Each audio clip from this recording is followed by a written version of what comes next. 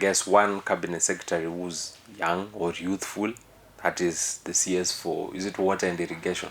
Eric Muga. We have how many PSs? I think around 5 PSs who are youthful, including Fikirini Jacobs, and I think the PS for sports, his name is Elijah or something, and a few other PSs. As for parastatal heads, starting with director generals, CEOs, directors, I don't know any who's young. Maybe there is, but honestly, probably it's a drop.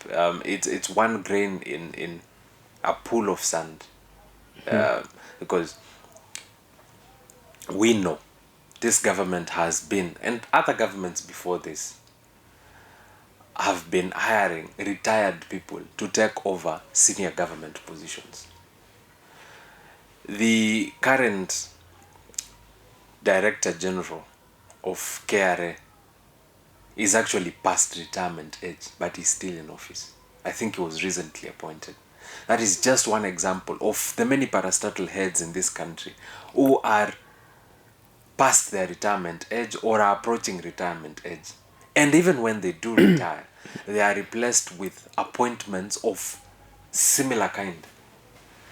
A 60-year-old who retires today as the Director General of Kenya Ports Authority, I'm not sure if that position exists, but point is, as the head of Kenya Ports Authority, will be replaced by another 60-year-old. So, do we really matter in this country or in this government? Are we really factored in? Looking at the appointments that have been dished out and looking at the employment spectrum, most of the people working today in public service and in government are way past 40 years. Most of them are in their 50s. And the mean average of people working in government and in public service today is 40 to 45 years. Then it goes without saying that the young people are not factored in this government. And I'm inviting Kenyans to do their own research so that you don't take what we say as young people as gospel truth. I want you to prove us wrong, because this is what we're working with. These are confirmed numbers, and we don't want to sound bitter. We don't want to sound spiteful. Some of us have nothing against governments.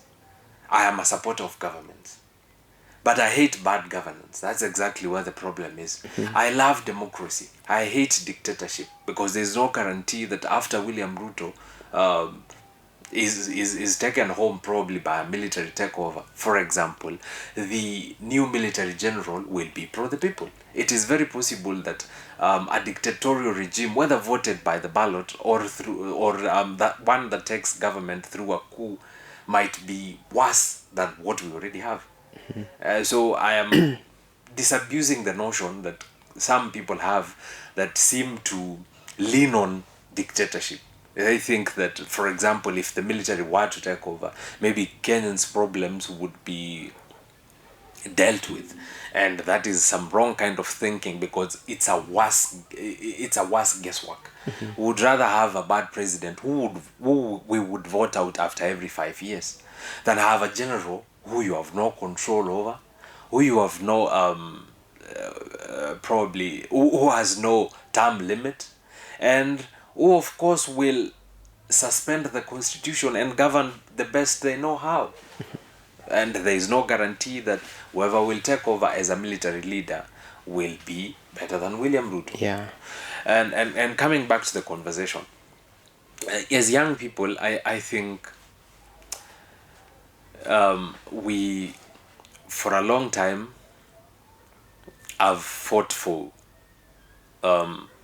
against the narrative that what we have today is suffice.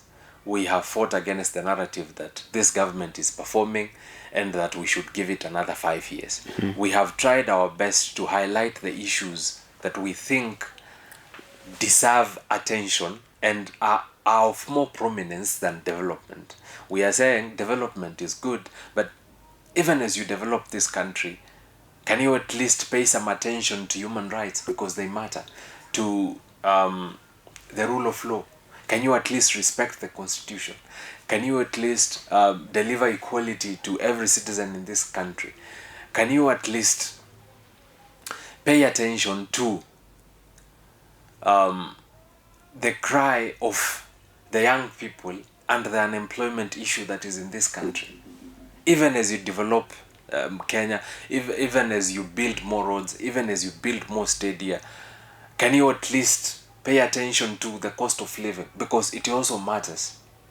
And when you have a government that is in place that appears to be tone deaf and is unwilling to address most of these challenges, then as young people we would have no reprieve other than take to the streets, other than organize to get this government out of power, other than speak against the ills and the inaction of government in sectors and areas we think the government should have paid attention to. And we feel as young people we have not been given an opportunity to lead this country so far, and that those that are in government are not doing a good job. And umeona vizuri vijana tumekuwa tukitumiwa kama goons. It appears that is the only employment opportunity that there is in this country as of 2026, and it is quite unfortunate that we have been reduced to goons. So And that's all we are worth as of this government and the guys that are in power. So, what is that the unique thing with the youths of this nation they should do for them to be included in the next government? The unique one. I think we have little control of whether we will be included in the next government or not. Because largely, a government could campaign on a youth platform, then take over power and decide they will not hand over power, decide they will not appoint young people to positions of power, decide they will not proactively employ young people and onboard young people into government, into public service, and into positions that matter.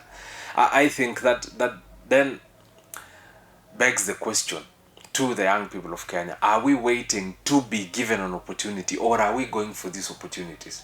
Because even Sifuna could take over power in 2027 and decide not to onboard young people into the next government.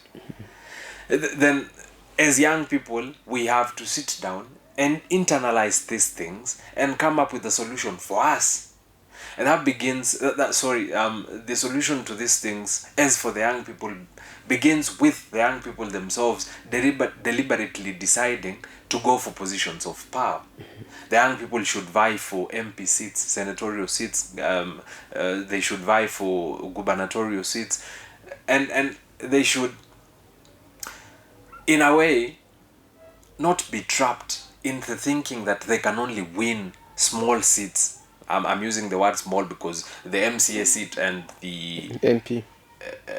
Not the MP, the MCA seat and the ward representation appears to be the smallest seat of power in Kenya. Actually. And it is what most young people prefer. They forget that we should also vie for the MP seats and the gubernatorial seats and the senatorial seats if we need to make an impact in this country. We need to get to those positions so that we can employ ourselves. Because the generations that are older than us prefer employing their age mates. So if we have to be selfish as young people and say, we are going to vie for this seat so that we employ our generation, which forms 70% of the population, then I'm welcome to that selfishness. Because the selfishness from those that are older than us has taken root from since 1963, and that has not changed this country. Secondly, I think the young people should not be deceived into thinking that when they are co-opted into government or when they are co-opted into political parties, they are going to make any meaningful change in those political parties or in government. Because don't you forget that you will be just one person out of 10 in that room, and you will not change anything as one person out of 10 because you will be outnumbered. As a young person who joins DCP tomorrow or Jubilee tomorrow or Wiper tomorrow or UDA, do you think the founders of that party, the party leader and the owners of that party and the sponsors of that party will listen to you one person out of 10 who has no financial muscle and whose decision does not matter on that particular room or in that particular party. And they should not forget that they will not be on the table where major decisions are made to run political parties and to run government. That's what I'm saying. As young people, we need to do this for us, by us. We need to form our own political party or co-opt one and make it youthful. We need to be selfish. That's selfish. And we need to vie for political offices to ensure that we employ ourselves, because there's no guarantee that the generations older than us will employ us. After all, they see our usefulness in mobilizing the ground. They see our youthfulness in providing security for their rallies. They see our youthfulness in misusing us as goons. Then that should confirm to the young people that no one is going to rescue us. So it is on us to work out that magic for us. Yes. So you have said about the young Gen Zs or the youths coming up with their own party. But you also remember early last year, it was last year, we have Morara Kibaso, and also Morara Kibaso had a party which belongs to youths. And also most of the people believe that the Gen Zs or the youth things is something which is coming then fading, coming and fading. How will youths come up and have a strong party? The mistake Morara did is the same mistake Sifuna is doing. You cannot dismiss accountability for public funds, because once I contribute to that pay bill, which I already have, by the way, Sifuna's pay bill, that money no longer is private. It now becomes public money, because you as Kimathi is contributing, myself as James Mulamba, I am contributing, this camera person is contributing, and so many other Kenyans outside there. So it no longer is private money. It now becomes public money, offered for public good. So when Sifuna says that he is going to account for that money in the end, that to me is miscalculation. When Sifuna says he is going to account for that money when Kenyans or the ones who have fundraised ask for a costed Excel sheet as to how those monies were used, is ill-advised. Saying that we can criticize government and call for accountability from government, but run away from that same accountability as the generation that is poised to take leadership tomorrow, is actually an abuse to the intelligence of Kenyans. That it is okay to question government, it is okay to push for accountability from government, but it is not okay for us to be accountable to the same Kenyans. That we can dismiss that question of accountability to some other time is actually unintelligent, if you would ask me. I think Morara failed because the question of accountability was not addressed until it was too late. He took money from Kenyans for almost 3 months without giving a proper account for how those monies have been put to use. Because kuniambia 10,000 shillings imetumika kuweka mafuta leo na 30,000 for example imetumika kubadilisha brake ya hii gari na sound system imetukosta 100,000. Mark you, this is information that is released to the public on different dates. Does not make sense, because don't forget that he was receiving more than 100,000 a day. He was receiving somewhere close to 1,000,000 shillings a day. I am speaking from a point of privilege because I had insiders in Inject Party, not malls, friends who were friends to Morara, who decided to support him genuinely, but at one point lost faith in him and confidence when he was not able to account even to them who are part of his team. And they lost confidence. And they agreed, they, I think, came to the realization that we, those of us who did not join Morara because we had our own reservations from the beginning, were right. And they also agreed to our push for accountability in the end because they realized we were also right on that. And they also realized that we who did not join Morara back then, not out of jealousy or envy, but out of foresight, had seen something they were unable to see in the 4 months they were with him. And then they realized that the question for accountability cannot be benched for some other time. Because at one point, the public's trust will run thin. And when it does, people will stop contributing. They will stop supporting. They will stop following you. And that will be your end.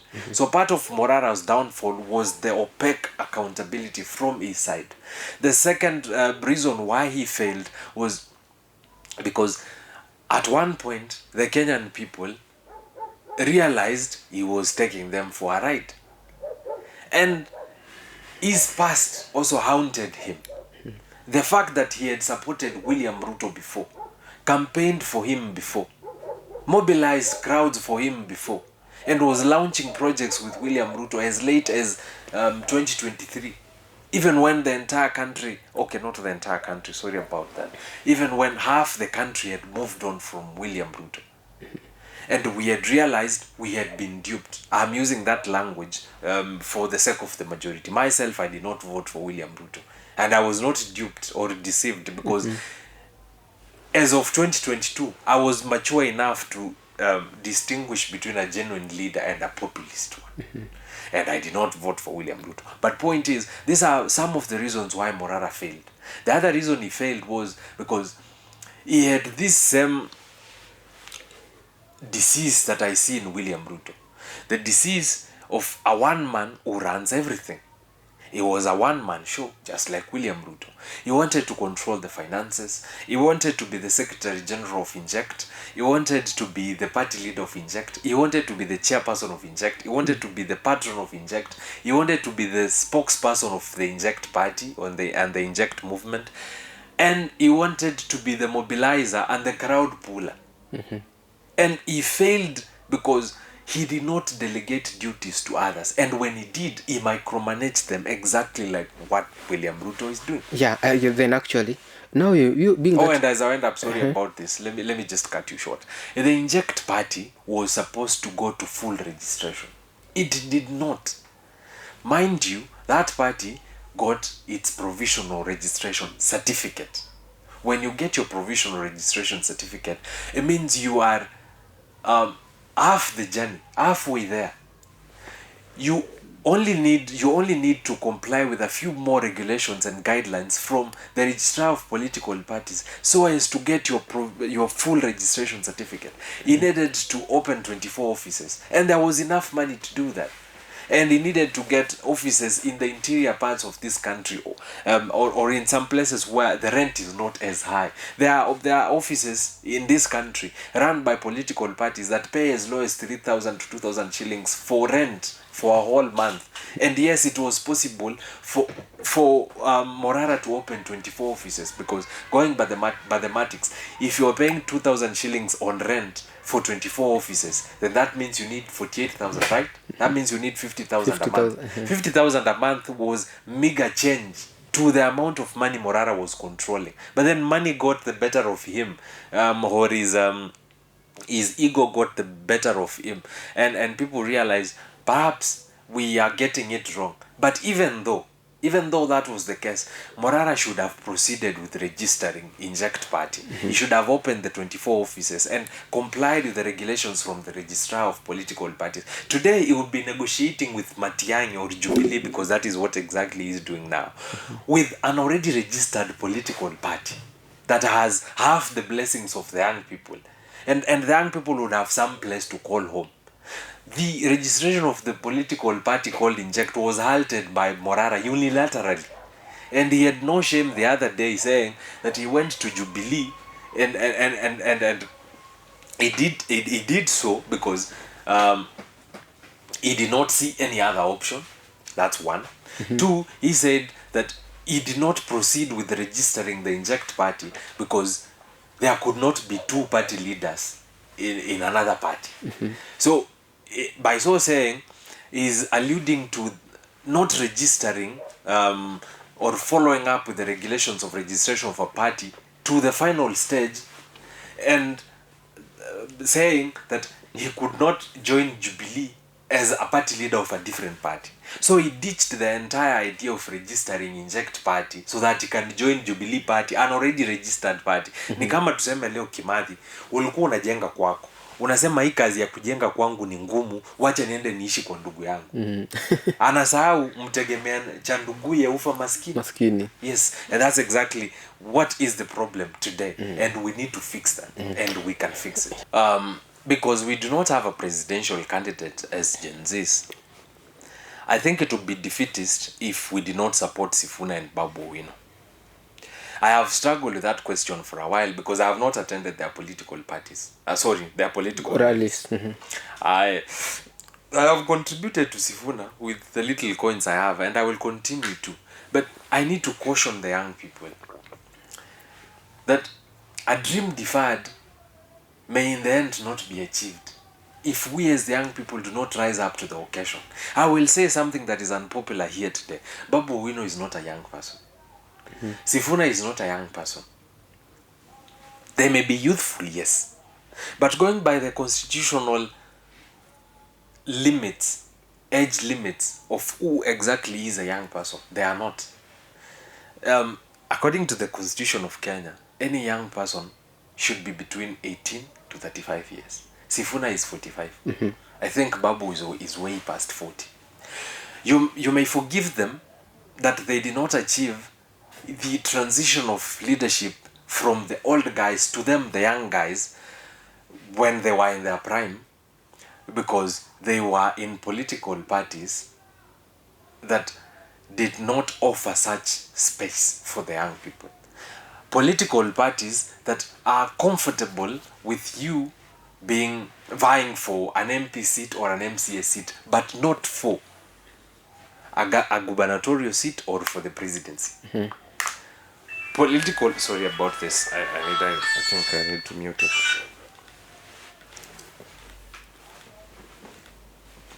As I was saying, there are political parties in this country, and these are the majority, who are not comfortable with young people vying for the presidency or for consequential seats like the senatorial seat and the gubernatorial seat. I know you'll argue with me and say, oh, but Sifuna is a senator who's been elected by the ODM party. How many young senators does ODM have?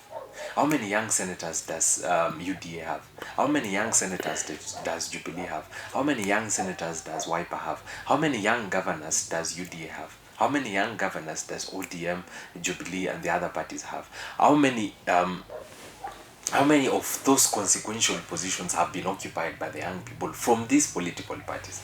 And then you also realize that when the young people challenge for the presidential ticket in political parties, the ones that are in Kenya, those young people are shunned.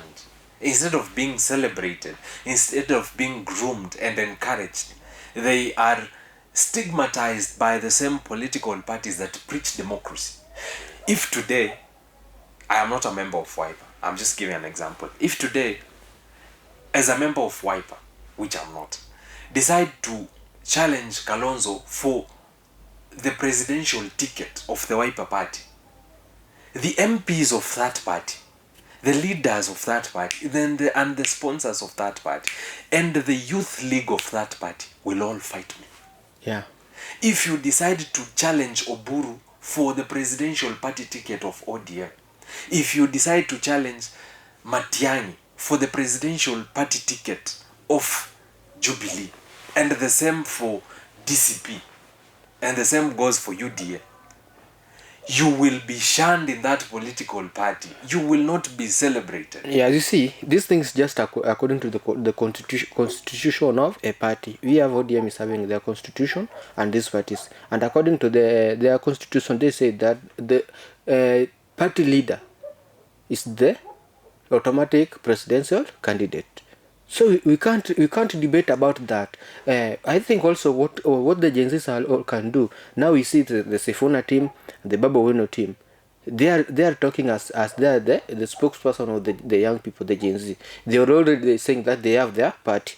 They are going to launch their party. So what I'm asking you is, Edwin Sifuna and Baba Wino, are they genuinely to the young people? Before I digressed from that question, I was explaining to you the challenge that there is in Kenya, in that young leaders are not given an opportunity to lead in consequential positions in their numbers, and that is exactly the situation with ODM today. It's exactly the problem that Sifuna and Babu framed before they walked out of ODM, or before they founded Linda Mwananchi, in that they felt that their voices did not matter in ODM. And when they said ODM has not as of yet grounded a coalition agreement with UDA, so why are we warming up to UDA? And they said the Coin 10 agenda has not been implemented by this government as was agreed, and the sunset of the Coin 10 agenda is nearing, and we do not see any goodwill from the incumbent to implement the Coin 10 agenda. Why are we as a party, as ODM, warming up to Ruto and UDA and discussing re-electing him while he is not fulfilling that which our party leader Raila signed, agreed and endorsed with UDA and William Ruto? And they were also questioning some of the other decisions by ODM that to them felt strange, felt undemocratic. And I'm saying this because, as you had mentioned, in some of the constitutions of these political parties, they offer no option to young people to challenge for the presidential flag bearer position. And that is wrong. You cannot tell me that you are a democratic party that has a constitution, that has a provision that stipulates that the party leader is the official flag bearer or presidential presidential candidate for this party, without inviting the rest of the members of the party to challenge that position. That is wrong. You remember Raila Odinga, and by the way, I don't think this provision exists in ODM. I have tried looking for this exact provision in the ODM constitution and I did not find it. If someone has it, please furbish us with that particular provision that says that Oburu, as the party leader, is the automatic flag bearer of the ODM party. Remember, Raila Odinga went for nominations for the flag bearer ticket of the ODM party, I think 3 times.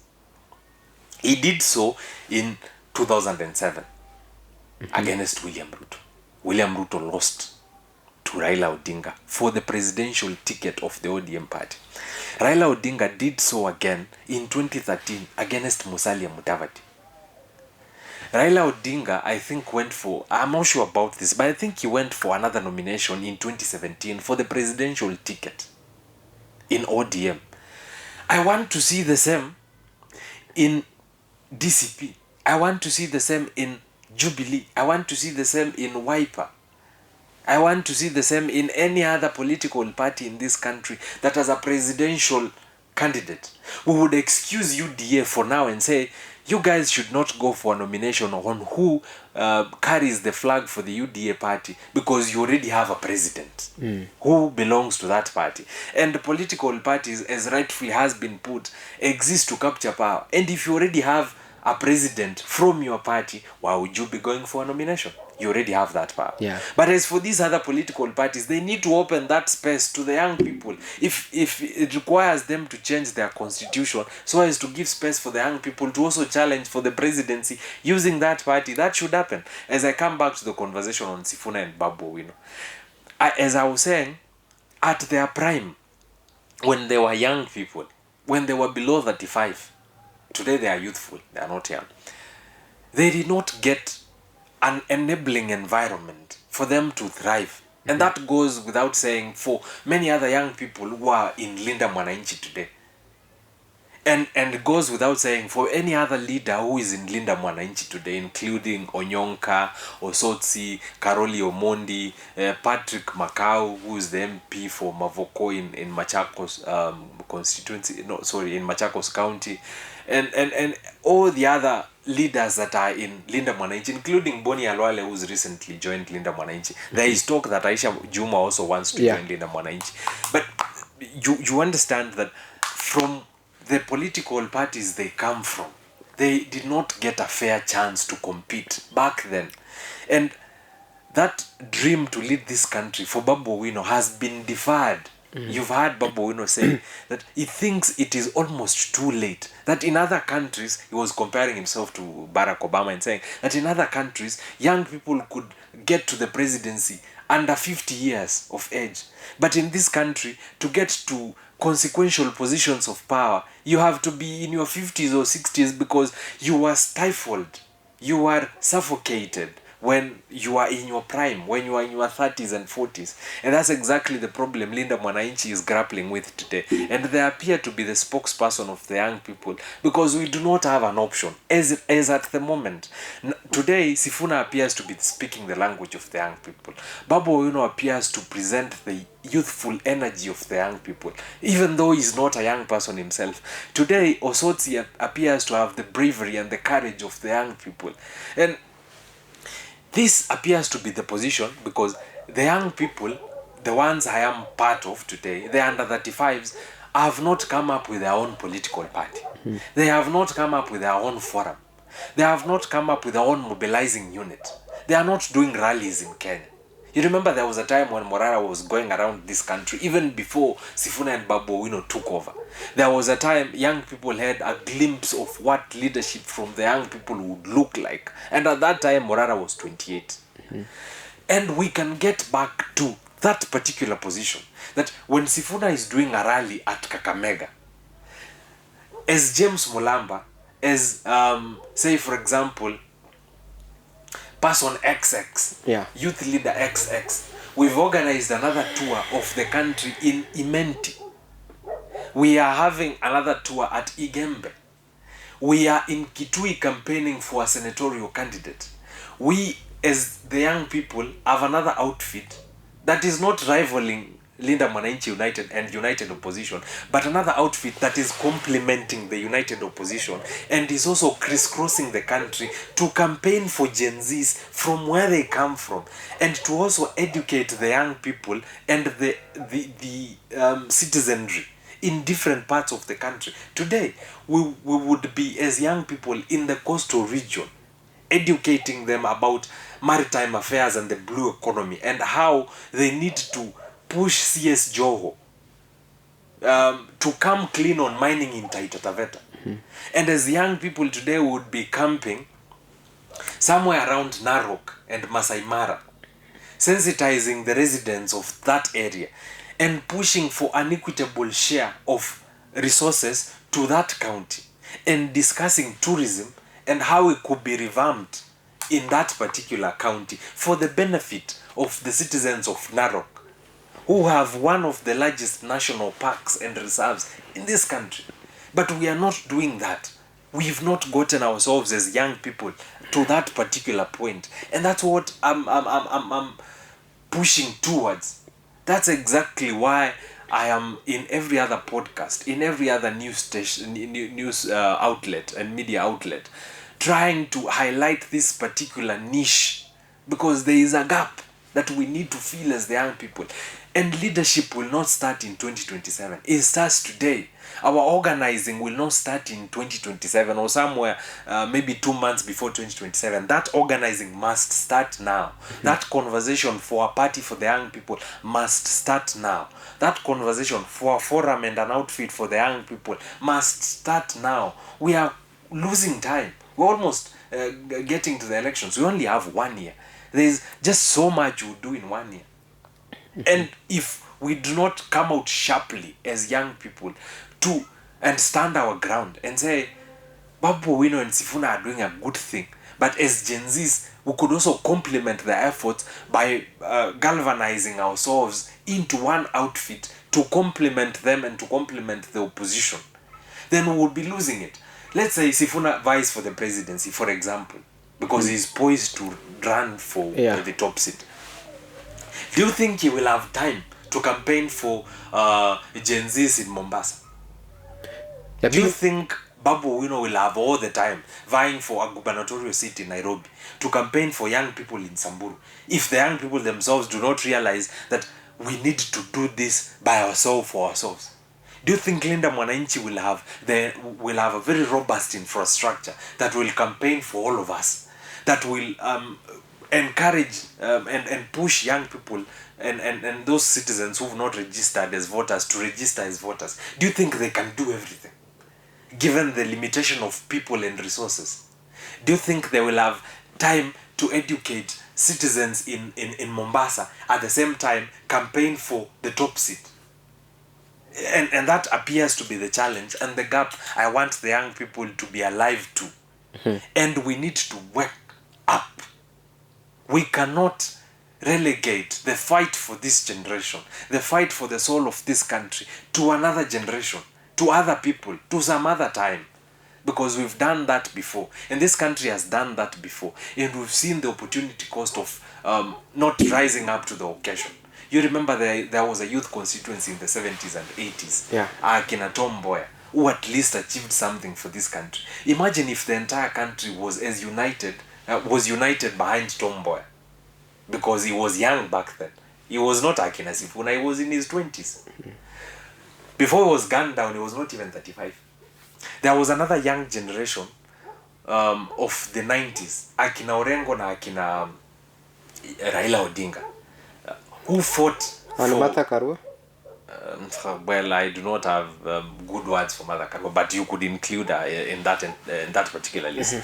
And they fought for a return to multi-party politics. Of course, after being groomed by, or perhaps by complementing the efforts of Akina Martin Shikuku, Charles Rubia, and those who are older than them who are also pushing the same cause. But they did not sit down and wait for Akina Shikuku and Rubia to fight against Section 2 and to fight for multipartism. They also joined in on that fight. And this generation has been awarded a golden opportunity to rise up to the occasion as a generation that is conscious, as a generation that really wants change.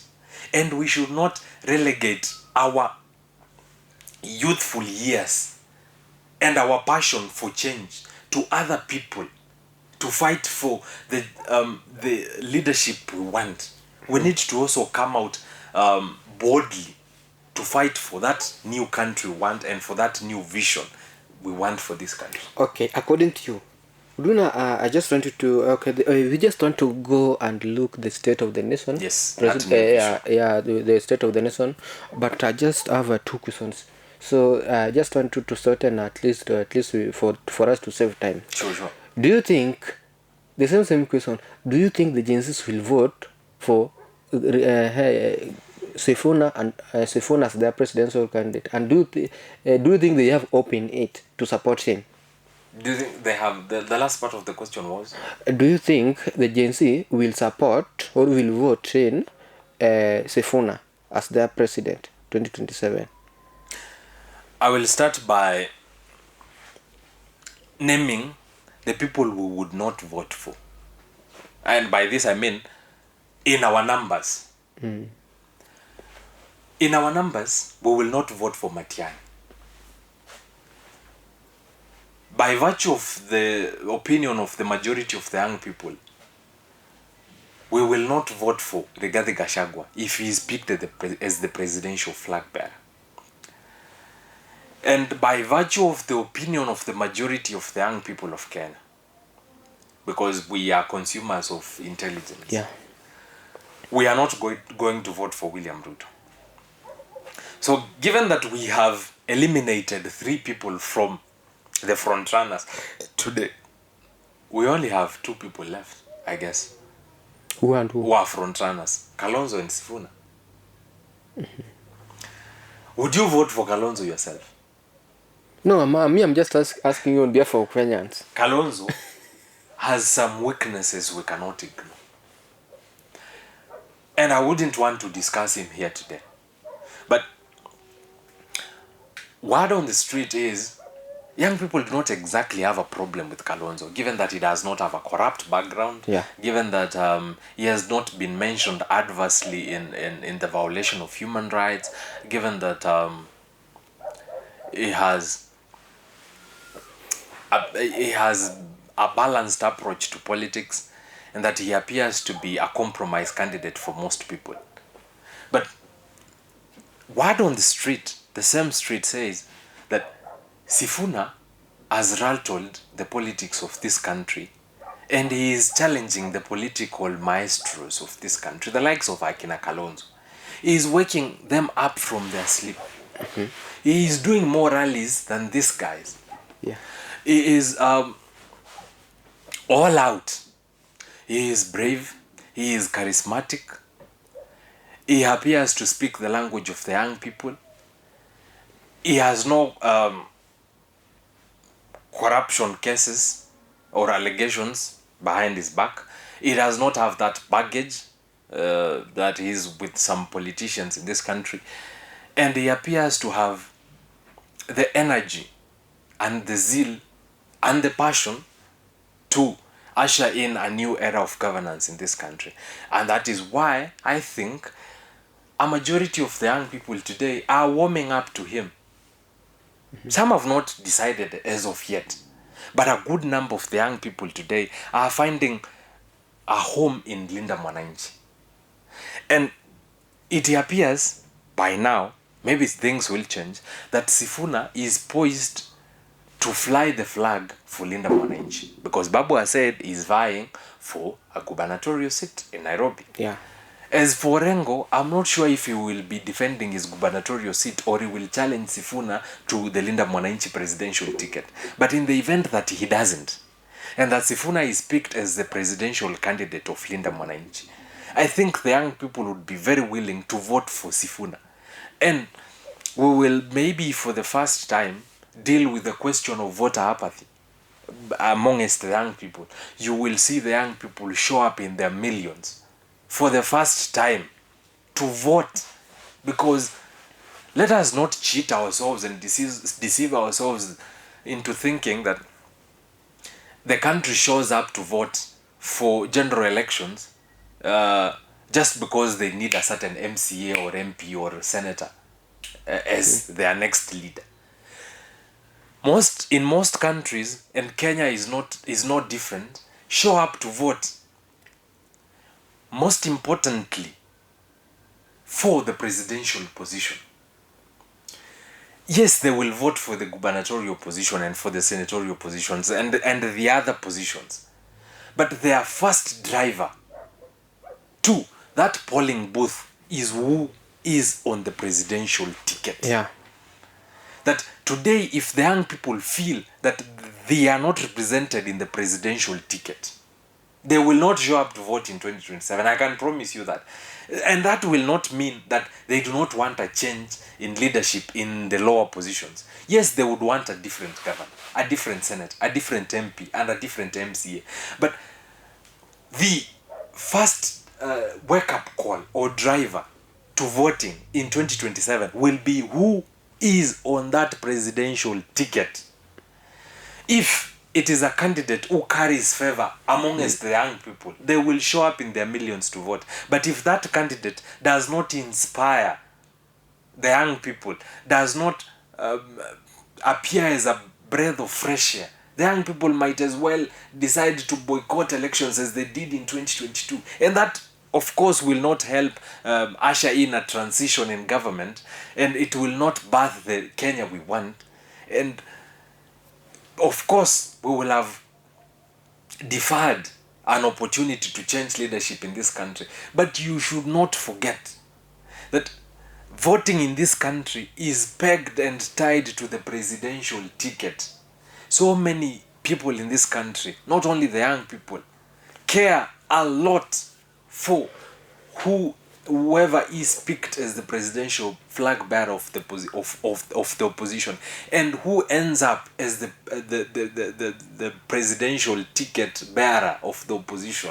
That really matters a lot. In fact, it would be high up there as amongst the factors and the reasons as to why young people and the rest of the country will show up to vote. Yes, if we do not get